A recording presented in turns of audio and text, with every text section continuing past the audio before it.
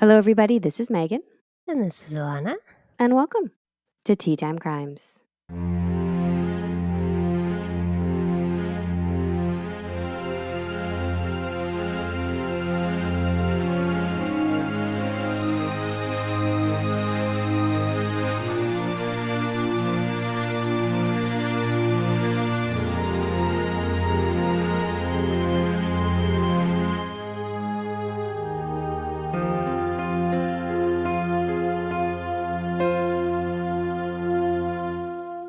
Hello, everybody. If you're new here, welcome.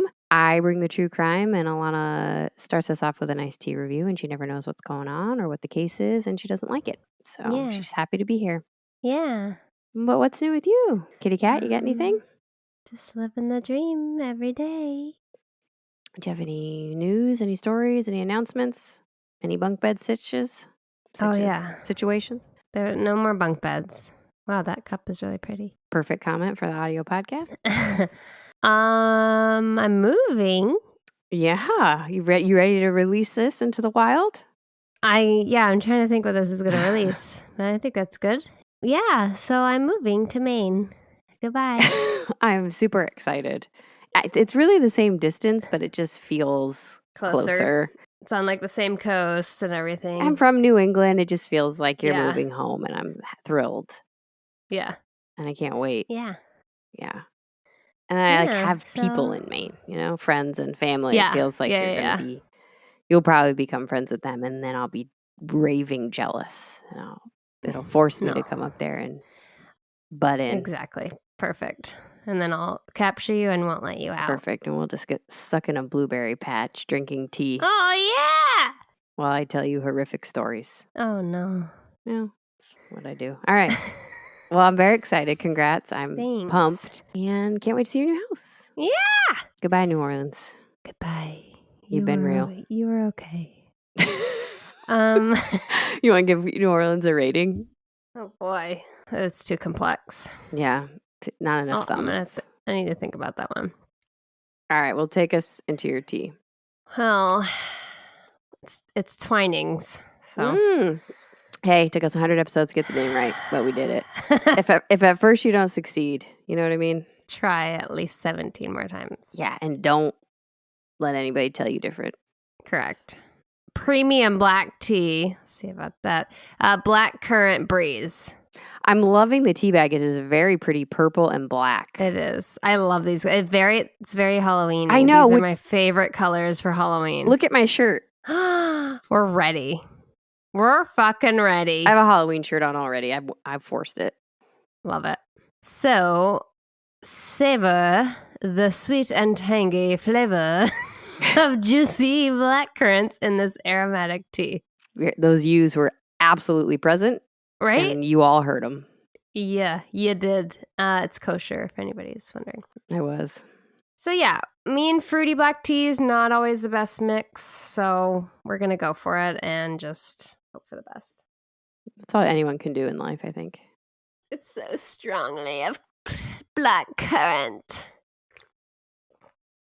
Whew, it's strong. Well, add some milk to it. And No.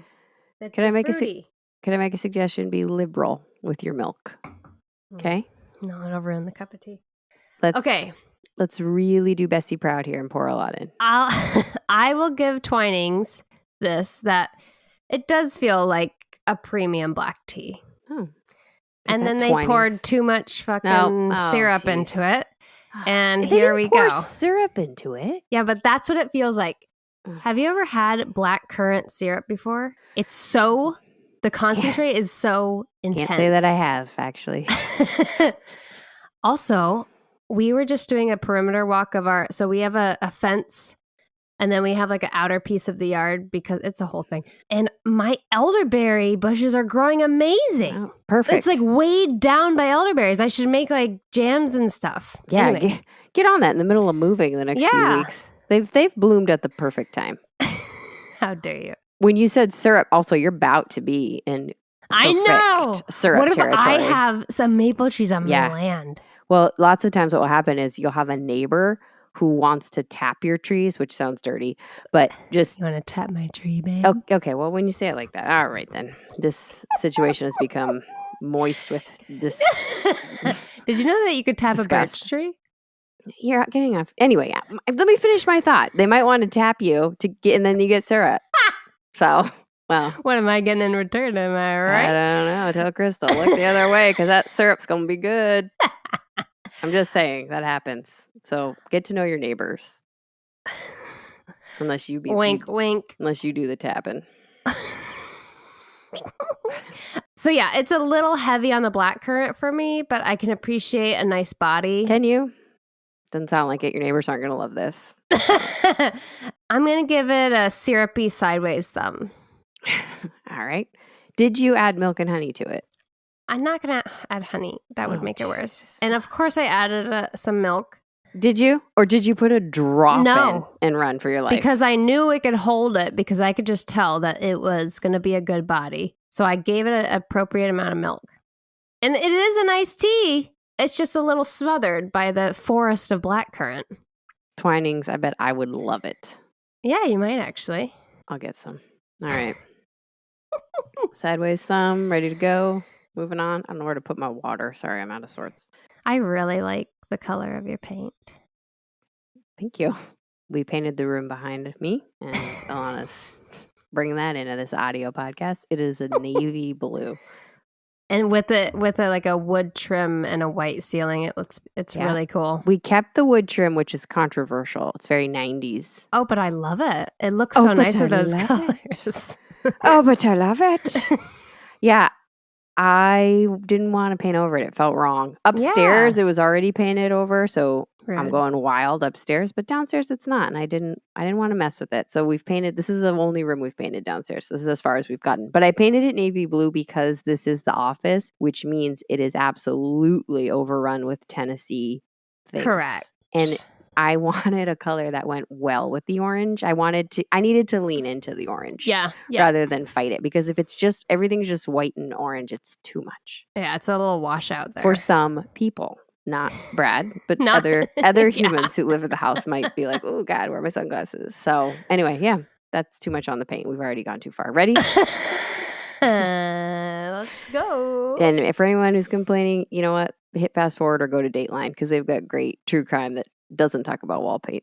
And we like maple syrup here. That brings me back to our 1-star comment. I hope he doesn't. That is what I'm referencing. That is our 1-star comment. He's mad that we talk about syrup too much. We have a fantastic 1-star review, and it perfectly describes us. So if you're not into it, it's the same conversation. Imagine that guy's like, you know what? I'm gonna give it another try. He comes back today, and he's like, son of a. And he's like, I can't even give negative stars on this. Why don't they have a syrup podcast? Because this is awful. So truly go look at it. It's so funny. And then while you're there, hit that button for yourself and give us a good old rating, a review. And read all the 5-star comments because those are really nice too. But that one's hilarious because it's so on point. I like to think about that guy is like, you know what? I judged too hastily. I'm going to give this a second try. And he's furious right now. Hi. We're glad you're here. Well, I'm going to tell you, I love syrup. All right. Moving on. Monday, August 28th, 1893, Marshalltown, Iowa. This is going to be a rough segue because it's pretty gruesome. Oh. So get rid of your syrup feelings and really focus. We're in true crime world now. Okay. Quote, an atrocious murder was committed last night about 10 o'clock. 4 miles northeast of Green Mountain. Anna Wiese, 21 years of age, was visiting a neighbor and started home. In a few minutes, the neighbors heard a scream and started down the road when they found Miss Wiese lying dead by the wayside. Optional earmuff for folks who fall on the Alana side. Well, with her throat cut ear to ear, stabs over her breast, and her skull crushed. Wrong. I know. I gave you the option. Atrocious Murder in Iowa was the headline in the Kansas City Journal that featured that article, and it ran throughout the Midwest. I wonder if they could have thought of an I word instead of atrocious, but we'll get to that later. Why? So it just would fit with Iowa better. Well, that's definitely the main concern. Let's not get the news out about a murder on the loose, but let's try to get some awkward alliteration. But not even, because murder is the next word. So let's try to get some interrupted alliteration going from 1893. I wish my eye rolls could make it through the audio portion. I should have an eye roll sound. Yeah, you should just have an edit of all your eye rolls. Anyway, Anna, also called Annie, was actually only 20 years old. She just had a birthday in June before her murder. Because the papers, they're a little wild. They're a little loose with the facts in the 1800s. I mean, I guess people would make that argument today. But yeah, true. With that said, there is a blog that I read for this case as well called Iowa Unsolved Murders, Historic Cases. And it's run by Nancy Bowers and David Gindrich, I think it's how you say it. And they only cover cold cases in Iowa. My dad's from Iowa. I know, you have an Iowa family. But he's not murdered, thankfully. Okay, that's weird. They do a lot of research on their cases, digging through old newspapers like I do, but they also do genealogy. And it's a fantastic blog, so take a look if you want to read more about this case, which is obviously linked, but then there's others too. So anytime the paper was a little bit like, is that right? I would go check out the blog and see what Nancy had said. Anyway, at the time of her murder, Anna was employed as a housekeeper for Henry and Rebecca Rusi. Oh no, domestic servants. I know, domestics just struggle. The day of the murder, she made dinner for the family. She's cleaning up, doing her chores, and then she went and took a bath. And then she changed out of her work clothes. Well, I assume she did that before the bath, but changed into regular clothes and headed to visit a friend nearby. This is around 7 p.m. And then she left the friend's home at 10 and then never made it back to the Rusi farm. Okay. The community was shocked, and investigators set out before the sun even came up in search of suspects, thinking they might actually catch the murderer. I mean, how far are you getting at this time? I mean, we know horses are fast from previous episodes, but, was there a horse involved? Based on the crime scene, the sheriff and his team think this is what happened. This is their initial theory. The murderer had been waiting for Anna, hiding behind some sort of tree or, shrub, knowing that she would be making her way back home from visiting friends. The full moon allowed for a pretty clear view of Anna as she's walking back out in the open unsuspectingly. It was a werewolf. The suspect would have been patient, waiting just for the right time to attack. They're not patient. Too soon or too late, and then Anna's alerted and she has the option to run. They jumped out from their hiding spot holding a thick maple branch, and then they struck Anna, most likely from behind. And the attack would have continued with the makeshift club until it broke, which caused the assailant then to pull a knife. I'm going to give you a mandatory earmuff now. Okay. I am now earmuffed. Anna had then been stabbed in a storm of violence, sustaining 10 wounds to her chest and near decapitation. Beck. During those dreadful last moments, Anna screamed in absolute terror, and she's close enough to her employer's house that they heard her. So Henry, the owner of the farm, and the 14-year-old farmhand who he has working for him named Perry, has the terrible job of trying to follow those cries. As they made their way towards the noise, they heard another sound like a moan, and as they approached the crime scene, Henry recognized Anna right away, but it took his brain a moment to fully understand what had happened. He thought she had just fallen, because even though there's a full moon, it's still nighttime, right? Yeah. It's not like you can see everything. He sends Perry to go get help and lanterns and all of the things. Once they have light, they realize the extent of the wounds, and it's more brutal than they could have imagined. The sheriff arrives shortly after 2 a.m. So that's a long time from and there's 10. No ambulances. I know. For Henry and Perry to have heard Anna make a noise, they must have been just steps behind the killer. Oh! They had not seen anything before they approached. The murderer could have fled. They could have gone back into hiding. It was then, woody around there? Yeah, it was. Yeah. I think it made it sound like it was overgrown with, I'm picturing tall grass. Yeah, okay. But he has a maple branch. Do you know when you get to the edge of a farm or a pasture or something like that? Well, there aren't maple trees. Oh. That will come into play, actually. You're sharper than I give you credit for, Wow, rude. At the scene, the sheriff collects the broken club because it was the murder weapon, one of the murder weapons, but the knife is nowhere to be found. He also finds 2 sections of hair, one on the fence and one in Anna's hand. Oh, good girl. Yeah, but it's 1800s. So fuck. Yeah, I mean, I have questions like, are we just looking for a bald spot? Or are we just like, hey, who's got this color hair? How scientific can we be? Yeah. And even if we are scientific, do people believe it? Is always the problem. Right. So because of the nature of the crime, it's labeled as a crime of passion, with jealousy being a very likely theory. It does not bode well that the man Anna is linked to is a butcher or a barber. I heard both. Either way, you're holding a sharp utensil. Yes. But Bert Eisenhart is called her lover, which I thought was risque for that time. Yeah. The Sioux City Journal had this quote about Bert, that he'd pressed his attentions upon her against her will and who had threatened violence unless she consented to marry him. Oh. I know. It's so gross. What's going on there for real? Are they really together, or did Bert just like Anna? Because you're at a time and place when it's like if you put a fan in front of your face, you're engaged. It's reminding me of the New York case with what's her name? Yeah, Maria. I don't think it was like that. Okay. Because hold on. The last time they'd been seen together, he was walking her home from church the previous Sunday, and people say that they got into an argument. Maybe. A verbal argument. However, Bert is currently out of town. The papers still say they would get sued for what they're saying. They're like, it's definitely him, guys. I mean, come on. What are the odds it's anybody else? It's got to be this guy. But Bert had been out of town for a week. So I read that and I thought, oh, well, if he's been out of town for a week, then it's probably not him because he was not present at the time of the murder. But then the papers were saying, well, he's fled the country. So we know it's him. And I thought, oh, I must not understand how a week works. And the next day they find Bert. He was not far. He was a few towns over, too far to get, back to where Anna was easily, but not far enough that they couldn't find him. And all of the people in the town said, oh, no, he's been here this whole time. He's been working. Okay. Like, what do you want me to sign?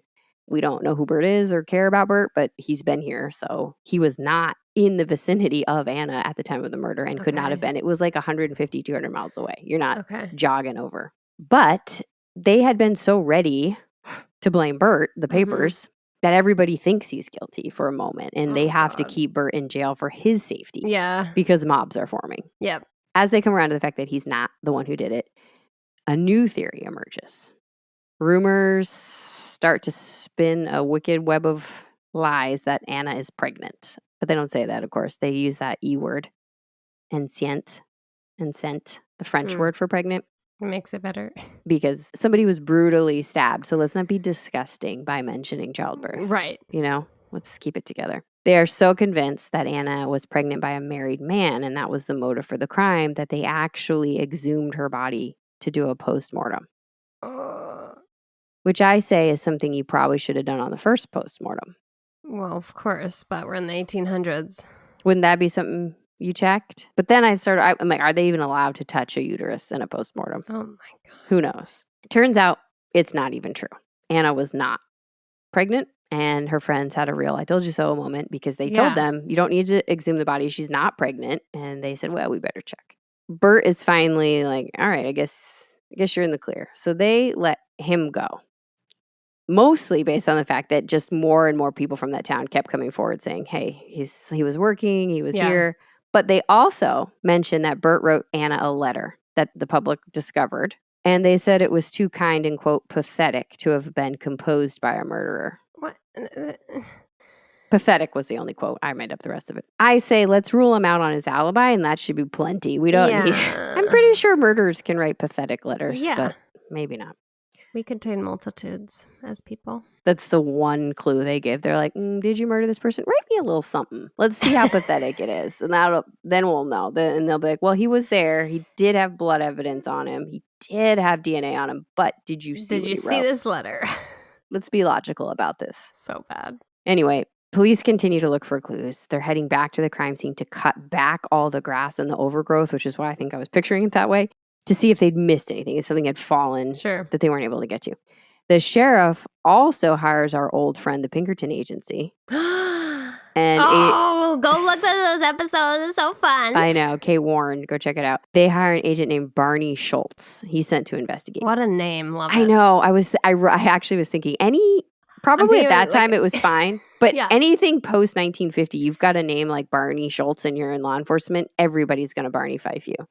You're not getting 100%. Away from it. They're going to think you're such a bad law enforcement officer because if that's your name. I can just see like a 70s sitcom about him, like thick mustache.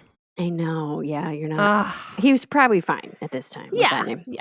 So Barney Schultz is doing his thing. The sheriff even exhumes Anna's body a second time in September to obtain her eyes.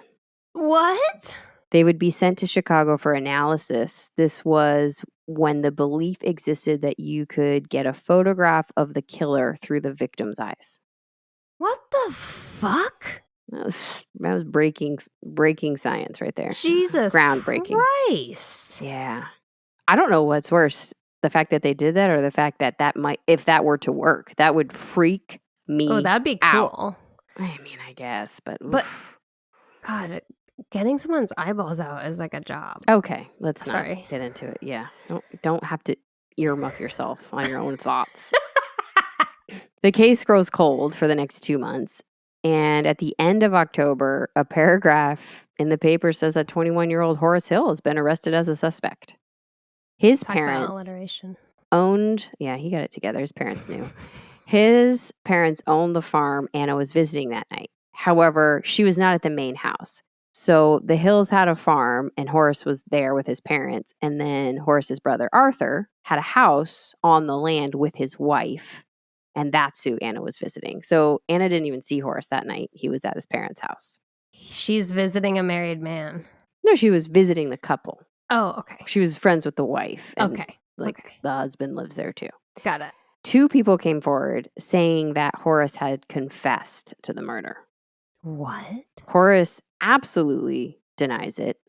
He's like, whoa. And says, no, absolutely not. Also, I'm saying Horace too many times, and now the word name has no meaning. I don't know if I'm saying it right. It's making me nervous. The town is also in disbelief. I know that doesn't sound like much evidence, but there is something to when lots of times when you name a suspect, you're like, I can't believe it, but you do a little bit. Yeah. And then there's people where you're like, no, that's not right. That can't be it. Irish wink. Everybody's behind Horace and they think it's ridiculous. And he gets released because eventually Horace will actually file a suit against the 2 people who made this claim. Oh. And he will ask for damages. He sues them. Oh. And I think they even admitted that they were not telling the truth. Wow. Good job, guys. Man, poor Horace. He got thrown up in the mix. So more weeks pass before word spreads that Mrs. Emily Bennett has been arrested for the murder of Anna Wiese. Whoa. Yeah. And there's still a murder afoot. Yeah. So if you live in town, you know what's up. But to me, I was like, who's Emily? And where did she come from? How have we not heard about her? She came out of nowhere. Well, Emily Bennett they basically seem to have just looked at the neighbors because she lives in the same Vienna township where Anna works with the Russies. I don't know how I was saying it before, but them. And they basically just all live in a triangle. Oh, okay. Of a mile, so you could walk to all the places. Here's the new theory. Emily Bennett is older than Anna. I saw her age as everything from 40 to 50. She had a son around Anna's age. Emily had been married previously, but became a widow around 1879 when her first husband and the father of her son, A.G. Sherlock, passed away. She then remarried C. Bennett at the age of 40. The couple moved to a farm, which is located less than a mile away from the Hills, which is where Anna was visiting that night. The Bennetts kept to themselves, or as the Indianapolis News said, neither Mr. or Mrs. Bennett seemed to have made many friends. Particularly is true of Mrs. Bennett. She is an unprepossessing, rough, mannish sort of woman. Rude. Yeah, let's attack her looks right out the gate. Let's not pretend this is anything other than 1800s. Yeah, you old and you ugly, ma'am. You must be guilty. The next sentence went on to say that Anna was beautiful, which obviously is Emily's secret motive for the crime. Yeah. To be fair, Emily might be guilty, but we don't have to attack her looks if she is. No. Anyway, the hypothesis is this. Emily thought Anna was getting attention from somebody. Could have been her husband, could have been her son. But one of the men in Emily's orbit was paying too much attention to Anna. It infuriated her, confronted Anna, and things got unbelievably out of hand, one might say. I mean, The night of the murder, Emily's son left to walk to Green Mountain. I don't know, I guess the downtown area. It's 3 miles away. He had to go get the mail. It's maybe not a long walk. Hopping metropolis. Yeah. Hope you have a donkey. Something. That horse can really pick up speed. Emily assumed that her son's trip to get the mail was just cover for some sort of confabulation with Anna, and she laid in wait. That's what the police are saying. In the tall grass, wearing men's clothing, waiting to attack. With a maple branch. Around 10 p.m., Anna would have made her way home. Investigators are unsure if Mr. Bennett or Emily's son Arthur were also there to help, or either knowingly or unknowingly. Yeah. So that's the theory. It's said that the women also had words with each other at one point, that they maybe didn't get along. I assume about one of the men. Characters were attacked is all the paper's going to dish on that. They don't really say what, but insults in the 1800s. The best. Emily is jealous. Maybe a fight occurred. Maybe not. That's what they have for motive. But is this enough to say that Emily actually murdered Anna? This is a brutal murder. She's got to be off her rocket. Off her rocket? She is not. She's not. NASA is not looking to recruit her. You know what I mean? Here. She's so off the rocket. We're not even interested. Don't even go to the moon, Emily. Nobody cares. The police were able to locate a spot where they believe the attacker waited in the grass by the, you can tell where deer sleep. I'm assuming it was something like that. Why are you owing? Deer aren't involved in this. I know, but I'm just imagining it in the moonlight, and I was like very endeared by that image. I actually saw a deer this morning. Anyway, oh, hi. Keep it together. Our 1-star reviewer is giving it a second chance. He's made it this far after the maple syrup. I don't know if he's made it. He's not pleased. I don't think he made it. No, he did not. The second I said maple, he was like, out. He unsubscribed so fast. Anyway, they think from that spot where the attacker who viciously murdered a human was not a cute deer, they found blood spots that trailed back to the Bennett's house. Oh. That is that. All right, Emily, now we're getting somewhere. We're not looking great. Yeah, now NASA has absolutely rejected your application. You are off the rocket. Or somebody on the house is, because this isn't looking good. It didn't help matters that same night Anna was murdered, police asked to search the farm. Oh. And Mr. Bennett was like, I'm going to have to give you a no on that. Emily's in her nightgown, so we can't let you in here. Okay. And he shut the door and then also refused to help in the search as not good. An able-bodied man of the 1800s. Because, like I said, it's not like there's a getaway car. So all of the neighbors, all of the men let's go, are out looking. Like I'm talking torches, and they're looking through the woods. They're trying to find this person. Right. And Mr. Bennett says, it's a hard pass. I'm already settled in for the night, fellas. But to be fair to Mr. Bennett, if I was in that situation, if I was 1800s Megan, I would be like, Brad, please don't leave me alone if there's a murderer out there. Yeah, but you might be like, for the greater good. I don't know if I'd want to be left alone. Also, I wouldn't want Brad out searching. He gets scared very easily. I could just see him tripping over something in the dark. He startles. Maybe if you had a dog. Or if I had a dog. It would be okay with him leaving. I mean, I'd probably have a shotgun and stand watch. Yeah. In my nightgown. But I don't know. See it. I'm saying you don't know what kind of situation we get going. Anyway, they say no, thank you. Law enforcement says, that's a note for later. Because you do have blood marks all over your door, Mr. Bennett. Right. But perhaps the most damning evidence was the hair that had been found in Anna's hand at the scene of the crime was compared to 17 people in town who had an approximate color match. God. Can you imagine? Oh my God. I could just hold on. No, not quite. Yeah. Luckily, the hair was auburn. Okay, so like a little bit more rare. I mean, imagine if it was brown. Yeah, you're fucked. It's like, all right, everybody line it up. I mean, how many people are in this town, too? So there might only be 20 people in town, I guess. Like, it sounds like Vienna heritage. I think I saw this article in a lot of German papers. Okay. In German, which I did not read. And I mean, all the last names sound like it, too.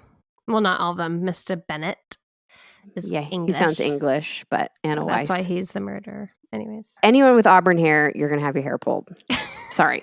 17 people had to deal with it. Samples were taken from each person and then compared to the sample that was found in Anna's hand. The thought being, of course, that she had fought back and pulled the hair from her attacker. This analysis was done at Rush Medical College in Chicago under a microscope. Oh, okay. So someone got curious. You know what I mean? Throwback to last week. Yeah. Just super curious about how this microscope works. Wondering. Yeah. I assume a man was doing it, so they were medically trained. To be fair to Emily, I have absolutely no data on how accurate hair analysis was. In the 1800s, it could have been a gamble. I'm not sure. But maybe also they are using a microscope. It is a microscope, so you could probably see hair cells and stuff. Maybe we got a good match. But the Chicago Tribune stated that Emily's hair, quote, corresponded precisely. Strike 2, Emily. Oh, no. Yeah, I'm sorry you're mannish, but that is not looking good for you. Emily was indicted and remained stoic. Of course she did. Oh, boy. She's a goner. We're a farm girl. We're not going to be crying tears. Get it together. We have to do some crazy stuff on the farm. Yeah, it's true. The trial was delayed until January when Anna's body was exhumed for a third time. Bro, leave her alone. I know. The defense claimed that the hair did not match Emily's and that a different sample of hair was found in Anna's other hand. And everybody came forward who had been present at the scene. Any one of the other postmortems or exhumations, and they said, no, we got all the hair. That's not true. And they started to accuse him of planting evidence, which means that her body would have been disturbed another time before this official third exhumation. Jesus. Anyway, still more time passes. Mystery continues to grow around the case and whether or not Emily is guilty or innocent. The Courier paper reported Emily was out on bail and, quote, conducting herself like an innocent woman, which I don't know what that means. Right. Not stabbing people in public, I guess. Yeah, actively refraining from beating somebody with a maple branch. But they also spoke to a very confusing and new possible angle to Emily's motive. And I'm going to do my best to relay this. There's a man named Lewis who worked for the Bennetts at an earlier time. He disappeared one day, just gone. This disappearance was immediately followed by a conductor passing by on a train, seeing men pushing a cart in front of the Bennett's home with what appeared to be a man's body on it. Following that incident, the Wiese family moved into that home that the Bennetts apparently did this weird cart maneuver. The paper's alluding to the fact that maybe the Wieses found evidence of something that the Bennetts did not want to be released to the public. I don't know what that would be. Like you find Lewis's body? Right. Or Lewis's things? Whoa. I don't know. That Bennett family is sketchy as fuck. Yeah. You're getting further from the rocket. Yeah, you're not stepping a foot in Houston, ma'am. Houston, we have a problem. The trial for Emily doesn't start until April, and you've heard pretty much all the evidence the state has against Emily. She had the opportunity. She was in the proximity of the murder, which in this day and age, proximity is huge. It matters. Because it's like, hey, there's 5 people who could have possibly walked fast enough to this spot. And you'd hear horses at this point, too. I don't know. I mean, there could be a guy living in the woods. I don't know. To be fair to Emily. With auburn hair.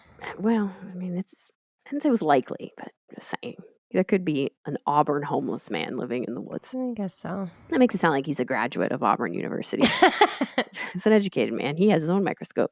Anyway, there's also a blood trail to the Bennett's door. Right. And with spots along the way on the fence and things like that. I wish we could analyze the blood, but we can't yet. Yeah. How about put a microscope on that? Well, you'll see what the defense comes up with. It would be great to be able to analyze the blood. Oh, God. Pig's blood. This trail leads them to a home in which Mr. Bennett says, Emily's down for the night. Sorry. Right? And they don't allow Emily to be seen. And they're like, we'd really like to see everybody in the house. She'd be covered with blood unless she's in the bath. Exactly. And then Mr. Bennett didn't help in the search on top of it. You know, he's not just like, hey, I have to protect my wife's modesty, but also I'm not going to help. Yeah, it's not right. Which is suspicious. So then the hair in Anna's hand was deemed to match Emily Bennett's. A button was also found 20 rods, which is, it took me a minute. It's actually quite far. It's about 100 yards away that they thought might have fallen off of one of her blouses or dresses. Okay. The Iowa cold case article that I mentioned also said that the club found at the scene, the maple club, was from a maple tree. But again, there were no maple trees at the crime scene, but there were maple trees on the Bennett farm. You have a question? Because there's more, yeah. They have a son Mm-hmm. Could he not also have auburn hair? Well, they don't have a son together. But ironically, they both have auburn hair. Both Mr. Bennett and Mrs. Bennett? Mr. and Mrs. Bennett. Yeah, Emily and her husband have auburn hair, but I don't think Arthur Sherlock has auburn hair. Okay. Anyway, so maple trees are on the Bennett farm. Additionally, Dr. Cassius Cottle, which is unbelievable alliteration. Yeah, Horace Hill, Cassius Cottle, get with the Iowa newspaper. Well, I guess it was Kansas. That. He agreed that the hair was also a match to Emily's. And he also said, and this was found in the Iowa blog, that under Anna's fingernails, there had been fibers that matched a piece of clothing Emily Bennett owned. Oh. And was believed to have been wearing the night of the murder. However, Cy Bennett, or Cyrus is his name, Mr. Bennett, would spend hours on the stand saying that's not what Emily was wearing that night. Yeah, because you're protecting your wife. Well, okay. Duh. The motivation continues to go back and forth between the possibility of Anna was meeting with Arthur Sherlock and Mrs. Bennett didn't like it, to maybe Emily overheard an inappropriate conversation, because apparently Arthur and Anna were friends and had gone to school together. I mean, how big can this school be, right? I know. You have to be friends with everybody even remotely close to your age. Yeah. And another theory they said was that Emily had overheard the two of them talking, and Anna was inappropriate with her son. Which, who knows? But all of these gossip rumors are going on, as well as Bert, the butcher / barber, whatever he was. They claim that Mrs. Bennett came between the two of them because Bert used to work for the Bennetts. Oh. And was speaking badly about Anna to Bert. And that's actually what caused issues between the two of them. So there's a lot of possible motives and like bad blood between Emily and Anna that the prosecution is saying is all reasons for Emily. Although the defense might have some good points, they don't start off strong. This is what they say, okay? Quote, "She has worked in the field, and that work has nearly broken her down." I'm like, okay, I get what we're painting a picture here, right? Next sentence. "It has been charged she killed her first husband and hid his bones in an old well." What? "He died of consumption in the southwest part of the country, and many witnesses lived there who saw him buried. It isn't true that she is a strong woman, or ever was." Like, they just draw. I was like, who wrote that? Because you might have just wanted to just start with the weak part. And like, I guess they had to address it. But apparently that was the rumor running around town, is that Mr. Sherlock the First mysteriously disappeared. That was what everyone was saying. So they had to address it. But God. I thought maybe don't lead with that. You know what I mean? Maybe oh my God. Bring that up later. And they addressed the motive, claiming that there was never a romantic relationship between Arthur, the son, and Anna, that they were just friends. And in the days before the murder, she had been over to visit and everything was fine. They'd been cordial to each other. Mrs. Bennett had said hello, no problems. As far as breaking up Anna and Bert, Mrs. Bennett admitted to pulling Anna aside and telling her that Bert was a violent man, that he'd hurt one of their animals. And if he was going to hurt a defenseless animal, then he was probably going to hurt his wife. And she was warning Anna, and that was why they broke up. Now, the blood evidence. Yeah. It was not blood on the front porch. It was marks from cherries, because they'd harvested cherries the day before. I feel like you could tell the difference. I would think. That's why it's a little alarming. One's very thick. Right? One would dry and one wouldn't. The previous day, the Bennetts, along with the Hoopers, had gone cherry picking. And there were the marks along the fence, because they know there's more than one blood spot. Those are from animals, the cattle's being dehorned, not a human. But the prosecution points out that the cattles weren't actually dehorned there. Also, I don't even want to know what that means. It sounds awful. They were dehorned at another location. So okay, this is a terrible story to cover up. Additionally, the defense claims that the hair is not a match to Emily, but instead belongs to Anna. Apparently, everybody has auburn hair, saying the hair was cut out during the attack. And then they say, why would she be holding it? Exactly. And then they also say that only one root was present. I was like, well, still a root's present. I don't know. It's like, you can tell if hair is cut or not. Oh, a root of the hair? Yeah, but you can tell if hair is cut or just broken. Yeah. It doesn't have to come out from the root, you know what I mean? Microscopically, the hair is said to match Anna. That's what the defense is saying. But the defense also says that they don't believe in really hair analysis right now. Let's not get crazy. Oh my God. But the prosecution believes very strongly in their microscopic analysis because they actually brought in people who know their way around a microscope and know their way around hair. They were like, what do you think? Emily was in bed with Mr. Bennett. That's what Mr. Bennett is saying. Asleep at the time of the murder, and their initial reaction was just being blown out of proportion. They were woken up out of a dead sleep. She was in her nightgown. They weren't trying to be weird. That's just what was happening. The defense would also like to point out, for the record, Emily is, quote, weak and puny woman of 120 pounds, while Anna is 5'10". Yeah, but if you jump someone with a fucking branch to the head, you can overpower them easily. More importantly, the defense claims that Emily can only lift one arm due to an accident from childhood. Now, that's probably the best argument I'd heard up until that point. Mm-hmm. But the prosecution counteracts that by pointing to all of the work Emily is able to do on the farm, whether or not she has range of motion in her shoulder or not. She can lift very heavy things day after day. Farm work is hard. And several witnesses came forward to say that they've seen Emily do things like adjust her hat with both hands, which means even if her arm is injured, if you go to adjust your hat, you can still lift your arm over your head a little bit. It's not going to be your dominant hand, but it can still help you. Yeah. Still, the defense argues that the area where the murder happened, there's so many people who would have had opportunity, not just Emily. The defense is talking about the Hill brothers, poor Horace, and also a man named Smelser, which I hope is his last name because he was visiting at the Hills that night. I don't know if he was with the parents or with the son, but he was visiting, and they say, well, he left around the same time as Anna did. Maybe he followed her home, and he's the one who did it. They're trying to bring in that, little seed of doubt that there were enough men around that it could have been any one of them. The coroner, Dr. Davis, claims he believed Anna's throat was cut while she was upright, and that the wound is what caused her death. And I assume that matters because Anna was so much taller than Emily, so they were trying to say, Emily couldn't reach, which is silly because, that means that the throat is right in the line where it needs to be for Emily. Yeah. Because it doesn't make any sense. But also, the crime scene is not being preserved. So the doctor also was like, people had moved her by the time I got there. Yeah. About 30 people were there. So there's no way for him. How would you even know? How could you even piece together what had happened?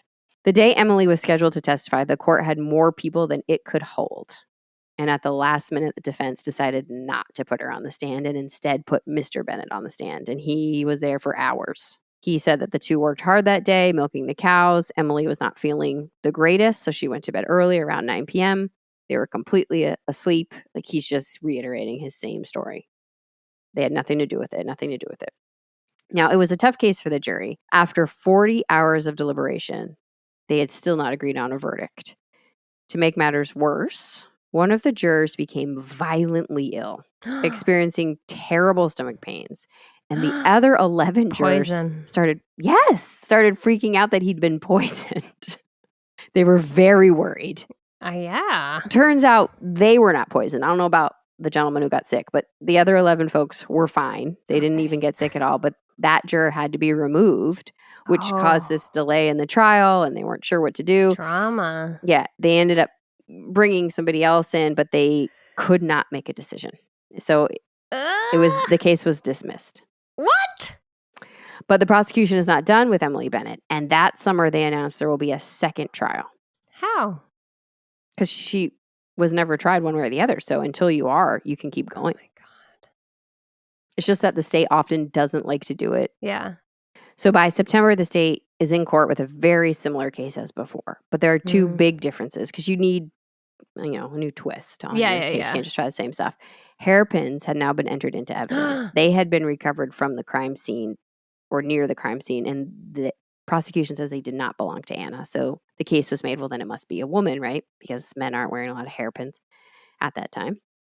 They are also reframing the story that it wasn't just Emily alone, because she had made such a big point of being weak, being feeble, being ill, not having full strength in her arm.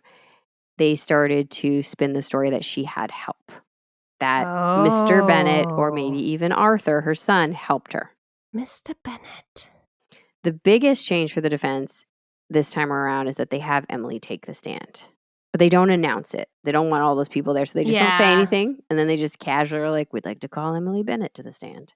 Gasp. Emily maintains her composure in front of a very sparse crowd because nobody knew. No details were provided about the summary, but they did say this. The paper said, there did not seem to be any glaring contradictions, any confusion, or evidence of guilt. I don't know. So I guess she was very composed. Okay. Yeah. Besides the hairpin, all of the evidence appears exactly the same. This time the jury returns a verdict of not guilty. But before they did that, another juror fell ill. Again, he was just not as sick as the first one, so he was able to continue, which is why they came to that verdict. But the article I mentioned by Nancy Bowers poses the question, like, were people just like, all right, we need to get this over with? Because obviously, if you're on this jury, it's not safe. Yeah. So did that factor into this verdict because they just wanted to get out of it? I don't know. It had not been an easy decision either. At first, they had been split right down the middle. Then it was 7-6 for not guilty. And then there was only one holdout. And then that's I think when somebody fell ill and they're like, you know what? I think we're good here. And they gave her the verdict of not guilty. Wow. I'm not sure how the public felt about it. The newspaper said the court cheered. But I mean, how many people were in the court at that time? Maybe it was just her family. Wow. The following month, Anna's purse was found along the train tracks near the town of Green Mountain. What? All it contained was a receipt for photographs that had been taken before her death. From her eyeballs. The same month, the town came together and raised $145 to buy a monument for Anna. Wow. They used gray Scotch granite, which normally would have cost $200, but the company gave it to them at a discount because they knew the purpose of it. Sweet. And the monument was inscribed with the following. In memory of Anna Wiese, foully murdered, August 26, 1893. Aged 20 years, 2 months, 15 days. Erected by generous and sympathizing friends. Vengeance is mine, saith the Lord. Oh. And with that, the town promised never to disturb Anna again because she'd been exhumed. Yeah. The Bennetts stayed put until 1910, and then they moved, but Emily lived to be 80, passing away in 1925 in Twins Falls, Idaho. So, possible theories. Emily did it 100% alone, off the rocket. Emily did it, but with help from Cyrus, who was also said to have auburn beard hair. And a scratch on his face the day after the murder. I wonder if they still have the evidence. No. Emily did it, but Arthur helped her. He was on his way home from Green Mountain and kind of would have been in that area around that time, making his way back. Or someone else entirely did it that we're not considering, like one of the other neighbors, or like we said, somebody running through that nobody knew was out. What do you think happened? I don't know. It just feels like such a violent crime to be random. So there were no signs of sexual assault either. Okay. So yeah, it just the Bennett situation is just really weird and fishy. And like I just feel like it's a duh. Like there's fucking blood leading up to their house. And like they don't want to be disturbed during this crazy manhunt. It's like, what's going on? So it just feels like the trials weren't done well. I just think at that time it's so hard to have evidence that you can say without a doubt. Like today, right? They would be able to say that's definitely blood on the fence and it belongs to either Anna or, Mr. or Mrs. Bennett. There's definitely fibers under Anna's fingernails that have the DNA of Mr. or Mrs. Bennett. They would have all of these things and it would be so easy. And would they have warrants to go in and search the house with the blood evidence? The blog talks about finding clothing with blood on it. I couldn't find it in any papers, so I didn't bring it up in here. But the papers didn't mention it, but the blog does talk about that there were clothes that they thought might have blood on it. But again, they don't know because right now we're at a time in life where they're like, could be cherries, could be blood. We're not sure. Yeah, but here's the thing. They didn't know what was on it. Step up and taste it. If you're a real detective. I don't think you can get a taste from cherries that are smeared on a piece of wood. Yeah, but you would know if it's blood or cherries. Not only if it was wet, not if it's dried. I don't know. All right, well, go lick a board and let me know. I will. If you can still taste it. And where the fuck were the Pinkertons? How come they didn't solve this? Fuck. Barney's the one who led them to Emily. God damn it. No, he's the one who was like, I'm pretty sure we got it, guys. And then also it was said that the day after the murder, overalls were being washed at the Bennett's. And they were like... But that's hard because they could just be washing their overalls. Is that because you wore those? That's why they thought she was wearing men's clothing. But also, can you not wash blood out? Depends how quickly you wash it. Yeah, I guess that's true. I don't know, man. I think she did it. Or he did it. I don't think Arthur was involved. I think Mr. and Mrs. Bennett were somehow involved together in some way. And I don't know who took the lead, but I think one was protecting the other. But why? It still doesn't make sense why. There has to be something there. They're off their rocket. They're off the rocket, yeah. They're not even allowed into Texas. No. Just like, what's her name? Don't let her in Florida. Yeah, I feel like it was definitely them. I mean, the blood trail. I'm sorry. Yeah. The blood trail, the sketchy behavior. At this time, it has to. The odds of it not being one of the neighbors. No. It's so slim. Yeah. Sure, it could be for sure, but it's so slim. It's a very good chance that if it's not her employers and it's not the Hills, okay. Exactly. Well, then it's probably the next neighbor. Oh, you also have blood leading to your front door? Exactly. Okay, well, the hair also matches you? Yeah, give me a fucking warrant. I'm going to search the house right now. Well, they did eventually search it. But not soon enough. Well, the sheriff didn't even get there till 2. You don't understand how long it takes to get places. Fuck. We don't have sirens. We have a very tired horse in the stable, so they got to wake up. How about a crank up siren? A crank. I mean, they have to walk 3 miles to get the mail. This is where we're living. We need more horses, I think, is what I would be my summary. I think we need more microscopes, in my opinion. Sure. Let's get a little bit more curious. And blood taste testers. Okay, that is not a thing. I'm telling you. If it could have told them one way or the other. It was already dry. I know, but I just feel like cherry, very smooth, liquid. Blood, very sticky, smudgy. Well, that was, I think, the point. They were like, well, you can wash cherry juice out, but blood's going to really linger. But I think... That's so frustrating. There must have been something going on. Maybe, because the why. Maybe Mr. Bennett was just looking at Anna and Emily went off the rocket. Right. Maybe. And we don't know Emily's sanity very well either. Yeah, we don't know her mental health. We don't know if Mr. Bennett did something. We don't know who had the club. We don't know the situation. Barney should have gone and looked at all the maple trees and see, was there a branch lopped off? Well, that's a bit extreme. Leave no rock unturned. No branch unexamined. Well, that's what they were saying. They were saying there was cattle droppings on the branch, which would be from the Bennett farm. Oh, okay. Come on, y'all. I mean, they did as much as they could.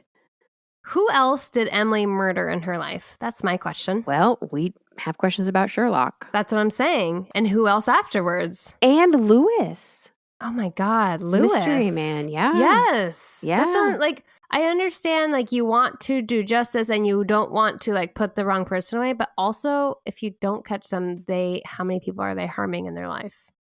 Either way, Anna didn't receive justice. Her family didn't get closure. No. The monument's nice, but I mean, I've never heard of this case. Have you? No.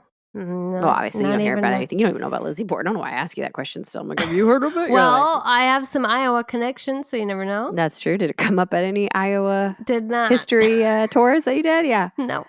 Well, gosh. It's interesting to talk about now. And Anna is now resting in peace. I'm sorry, Anna. All right. Well, what are your last words?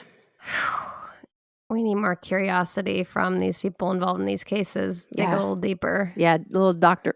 Smith, get in here. Yeah, seriously. And 2, I'm a big Pride and Prejudice fan, and the family name is Bennett. I know, because every time I said Bennett, you repeated couldn't it. handle. I'm hearing him. I think we all knew that. I'm hearing them say it, and so that really threw me off. Mr. Bennett would never do that, but Mrs. Bennett, I mean, her nerves aren't great.